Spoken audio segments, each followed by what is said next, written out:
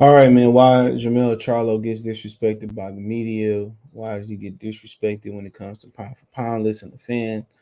Let's talk about it. Thumbs up the video, share the video, subscribe to the channel, the subscribe button, it's the bell icon button, hit all notifications, increase the chance, get notification. We go live, drop a video. Um, and well, first let's just talk about the schematic, the boxing thing about it. Think about 54. Everybody say it was the toughest division of boxing. Well, some people say that, but the thing about it is it doesn't have the cachet. That's the thing about it. And I don't think it has. It has some. I don't know if it has something to do with the guys not being built up or whatever it may be. Because you look at Jermell Charlo's run at 154 pounds, he's been there forever, and he fought through the politics. He fought through a lot of the BS there, but he never had the super fight or anything close to it. I mean, he hasn't had an Earl Spence or Sean Porter. You know, so when you look at the names, yeah, they names. You look at the names that he fought on his run. I mean, why he was there. A lot of people wasn't even watching boxing when he first came on the scene, and he was fighting, guys like Demetrius Hopkins, and he beat Nuts Bernard and Hopkins' nephew. Gabriel Rosado, yeah, he suffered it. I thought he won the fight, but a lot of people said, well, it was a close fight. A lot of people try to make the case that Gabriel Rosado won. The Monterosian fight, a lot of people try to make a case that Monterosian won. It was a close fight, but I thought Charlo boxed well. The John Jackson fight, he was losing. He was getting whooped on in that fight, and he was getting beat on. And he caught John Jackson. He won a vacant title. People forget Jamal had the title first. That kind of baffled me for years. But it's how the ranking systems go. He beat Charles Halley. That was a bad blood fight in Dallas. They were both from Dallas. I mean, no, Halley's from Dallas, and Charlo from Texas. He beat Lubin. That was the highlight of his run. Slumper hoop with Lubin with one punch. But the guys that we talking about here, Vanez was the biggest name there, but he never lived up to his amateur reputation. John Jackson, son of Julian Jackson, good fighter, beating up on Andy Lee Tui till he got caught. He beat Austin Trout. He came off a couple losses, but a few losses, but he had a majority decision with him. And like some of those knockdowns that he scored, a lot of people thought, that he hit behind the head. So he kind of struggled in that fight. Tony Harrison, he lost. Close fight. I scored it a draw. But, Tony Harrison boxed beautiful in that fight. Jorge Cotta stayed busy, fought Tony Harrison. Rosario, if you notice, most of the guys that he fought, not only did they have, other than Lubin, who a lot of people look at, he was a baby, they had already lost. And not only just lost, some of these dudes lost by knockout. And some of these dudes, Ronald Martirosyan probably was the best one. Rosado had 7 losses at that point. The Tony Harrison thing was beautiful. He came back and won. And he not beating some of these dudes. He losing rounds in some of these fights, but you can't hold that against him. Rosario was a good fight. Dropped him a few times. Biggest puncher in the division, including himself. I think he's naturally a puncher, Castano. So, it's not this. He never had the correlation of Sean Porter. He never had that big celebration where with Sean Porter or what Earl had with Mikey Garcia, or he never had what Terrence Crawford had with Julius Ndongo or Yorkers Gamboa. His fights never been put on that type of pedestal. And I just think, through his tenure at 154 pounds, he didn't get a chance. He obviously wasn't going to fight his brother. He didn't get a chance. He didn't want to fight Lara. He didn't fight Floyd Mayweather. He didn't get a chance to fight Miguel Cotto. He didn't get a chance to fight Canelo. Canelo chose to swap him out with what's the boy's name? James Kirkland. He never really got a chance to fight the big names in the division because he was so dangerous. So that's something to think about. That's something to think about. So he never really had that. When you think about what Crawford and Spencer done, and you name Canelo a different animal. He's never had that. He's never had something. He never had the atmosphere. He never had the fights. And people say, well, Crawford had marquee fights. Absolutely. Look at his crowds. Look where he able to fight at. Look at the crowds that he putting in the seats with Julius Ndongo, what he doing with Yorgis Gamboa, what he did versus Sean Porter, what he did in Vegas versus Jeff Horn. I mean, a lot of people came out and supported them fights. That was on ESPN Plus. A lot of people came out and supported his fights. I mean, Kyle Velasquez after the Heisman. So everybody say, well, Top Rank ain't doing a good job making him to a superstar. None of these dudes are superstars. To be honest, none of these dudes are superstars. None of them are. But they just have more marquee fights. And it's marquee fights, they just never happen. Whether it's Floyd Mayweather, whether it's Lara, whether it's Miguel Cotto, whether it's Floyd Mayweather, whether it was Saddam Ali, whether it was Jaime Munguia, whether it was those marquee fights, he never got opportunity. Canelo Alvarez, he never got him. He been a contender at this division. I would say he became a contender for sure after violence. 2015, you can make a case in 2014, he was a contender. Been a contender a long time. But he just now for him, he want to go seek undisputed again. That's another great way to get in there, and that's another great way to get in there and make your legend. Make your legend great. But my thing about it too is, you go for undisputed, you just chasing, you're just chasing you chasing legend status in a different way. Like Bernard Hopkins, his legend status just came from title defenses and it came from longevity. You kind of be chasing it that way. But I think at 160, if you can get Eubanks, Jaime Munguia, Gennady Golovkin, and Austin Trout, but Jaime Munguia or what's the kid's name, man?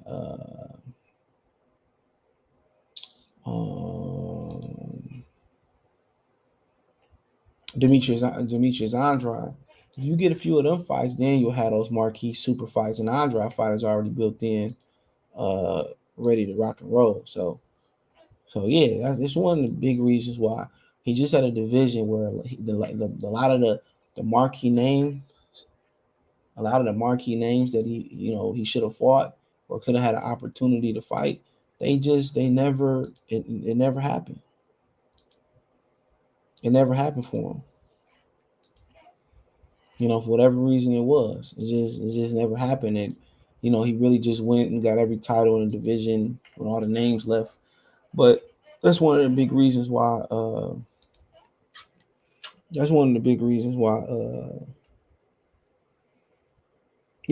why he get disrespected, because it's no Sean Porter in that division, it's no Terrence Crawford, there's no Errol Spence in that division. You know what I'm saying? There's no Andre Ward, Sergey Kovalev, Adonis Stevenson, Gervonta Davis, Devin Haney. There's no Gary Russell Jr. It's none of them type of dudes in that division. So it ain't his fault. They were in that division. Canelo chose to go with James Kirkland. Floyd Mayweather chose not to fight the younger guys. Whatever reason, he never fought Lara. They was in the gym together. He had this little rant. Either him and his brother had this little rant how their kids used to play together and their family's cool and they ain't really want to fight. And Lara would be out here talking shit how he used to beat both of them in sparring. And you know what I'm saying? They used to be crying, talking about who got hit the lesson, whatever that situation may have been. So that was a good fight to be built in. But the Charlo twins, I think one of them said their families play together while they fight. They've been going for Ronnie Shields for years. Jermell Charlo been going for Ronnie Shields years now. Jermall been at 160. Him and Lars still ain't fought. Now Jermell about to enter 160 possibly. And that might be one of the biggest fights out there for him, especially if Golovkin and Demetrius Andrade is out the picture. So, Lars a little older too. So for him, it's more risk than reward. But let's get to the main topic on why, he gets disrespected and not on pound for pound. This is the main one. Even when he don't have the marquee matchups, the big marquee match, you could tell by Saturday he fought in the tennis court and he still didn't fill up a 9,000 seat arena. And part of that, he didn't have an opponent that speak English, and that hurt him. But they gave a lot of tickets away. Even when he fought in San Antonio, it was $250 to get on the floor. He's not a pool where you can fight Ivan Uterman, who lost this weekend with Canelo, and people still gonna show up, or fight Dimitri Bivol. Like Canelo, people gonna show up. They think they superstars, but they're not. And they even boxing stars. They just, champions and title holders. And the fans really outside, and the hardcore boxing fan base is very small. You know what I'm saying? Very small. Anytime they probably really get recognized outside their hometown, they get recognized in their hometown for boxing fans. But nonetheless, he's so disrespectful. It ain't what's one thing about, carrying a persona. It's one thing about, carrying a chip on your shoulders. One thing about, all that. But you too disrespectful. Like, I ain't the biggest fan of Mike Coppinger.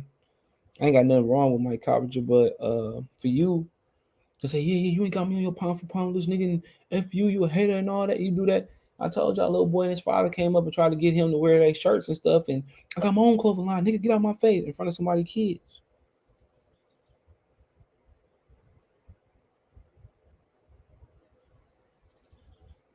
Come on, come on. And you so disrespectful, and then at the end of the day, you want your flowers from the very same people that you disrespect in the media and the fans, and that's why people don't travel and come to your fights. You can't be disrespecting people, slapping people phones, cussing people out, being unapproachable. You know what I'm saying? Like, nigga, they ain't gonna support you like that, bro. One thing you can't say about Errol Spence, he's very humble and he's very open. He's very humble, he's very open, he's very patient, he answers questions. And if it's a question you don't like, he know how to spin it. He know how to spin it without really disrespecting you, but he playing you, but he know how to do it the right way. Charlo being demonstrative, being very vicious. Somebody like you got a dog that's barking, he foaming at the mouth, and your boy like, come on in or come pet him, and hell no.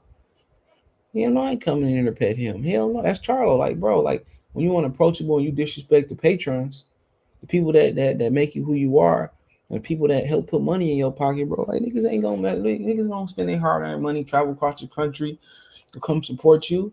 That's where Earl Spence is a bigger star to you. It ain't that he a more exciting fighter. You the more exciting fighter than him. But what it boiled down to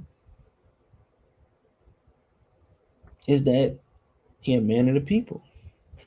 That's something that he got over Terrence Crawford. He a man of the people. He know how to deal with the media. He don't mind talking. When he out, he say if you don't want to talk, he said, no, I ain't Earl Spence. He know how to spend everything. Everything is patient. Everything is calculated. Everything is done right. And with Charlie, he's so emotional, bro. Somebody asked him a question, is Jermell, he cool. Now you heard you get them two niggas together, you might as well move on. Like how Jermell, he answered the questions first from the brother from Fight Hype, and he know how to do a little bit. A lot of times niggas don't be wanting to approach them. People scared to ask you questions because you about to yell. You don't know if people don't know if you're gonna flip out and stuff, and then you want to know why you ain't on pound for pound list and why people don't respect you or don't like you, or people don't come out and buy your fights, or people don't buy your pay-per-view, or people don't buy a ticket. Nigga, you gotta stop disrespecting niggas. It's a way to handle that. It's a way to handle to maneuver around the BS.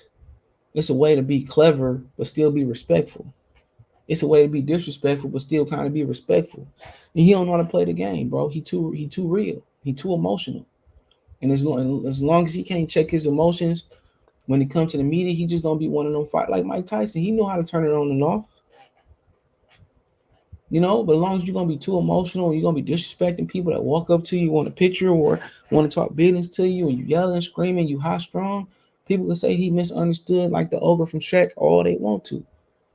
But nobody got no time to be getting knocked out by no fighter, or anybody got time to be catching no case where I got to go to my car and get my steel, and get my iron, and catch a case and fight again. Anybody got time for that? Ain't nobody got time, and that kid want to take a picture with you, you yelling and screaming and shit. Ain't got time for that. But I do think he kind of misunderstood though. But he got to learn to tone it down, and until you tone it down, you ain't gonna never be respected by the media members. Just sorry, you're gonna never be respected by the fans until your career long and gone and over with. And that's how people. Some of these two people don't know how to separate emotion. Some of these people don't know how to separate emotion, and they don't know how to separate the facts. You know, they don't know how to separate the facts from being emotional. That's what I'm trying to say. And I'm not talking about Jermell Charlo. How you give him credit? You can say I cannot like a motherfucker and still be like, you know what, man? Earl Spence was a dog, man. Tonight, man, he won every round. He looked good. I can do that.